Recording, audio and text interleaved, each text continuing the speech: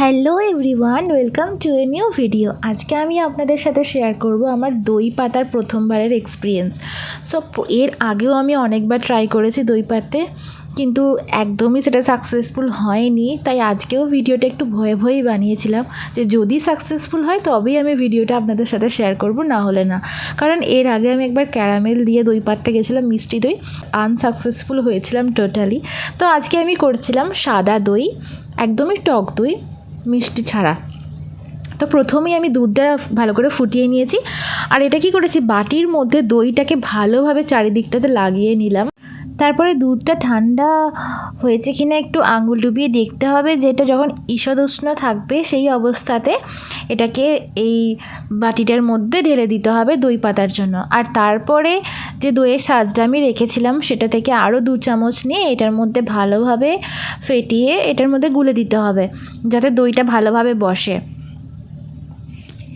আমি তো ঠিক করেই নিয়েছিলাম যে এইবারে যদি দইটা না ঠিক করে বসে তাহলে আমি আর জীবনে কোনো দিন দই পাততে দই পাতবো না, চেষ্টাও করবো না। আর কারণ প্রত্যেকবারই এইটা ফ্লপ হচ্ছিল।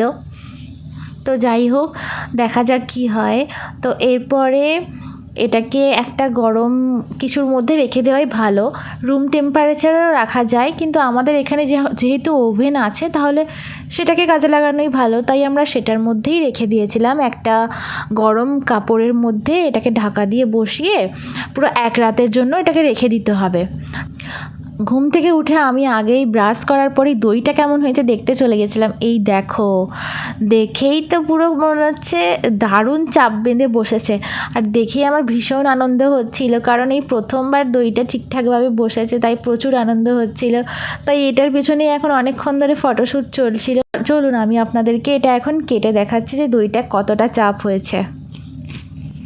তো দইটা কেমন হয়েছে সেটা তো টেস্ট করে আগে দেখতে হবে, না হলে বুঝবো কী করে এটা কেমন খেতে হয়েছে।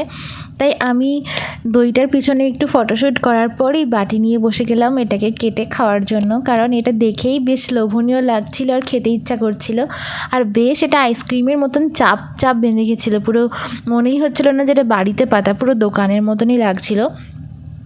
তো আমি এখন এটা তুলছিলাম, এই যে দেখুন কতটা চাপ হয়ে দইটাকে বসেছে, মানে চামচ দিয়ে চাপ দিয়ে কাটতে হচ্ছে তবে কিন্তু এটা বেরোচ্ছে, মানে এতটাই ভালো হয়েছিল দইটা। আমি নিজেও ভাবতে পারিনি যে আমি এতটা ভালো পরিমাণে দইটা হবে।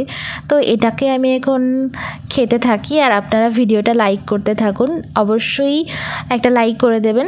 আর কেমন লাগলো ভিডিওটা অবশ্যই কমেন্ট করে জানাবেন। Thank you so much for watching this video. সবাই ভালো থাকবেন, সুস্থ থাকবেন, সাবধানে থাকবেন, আর বেশি বেশি করে আমার ভিডিও দেখতে থাকবেন। টাটা।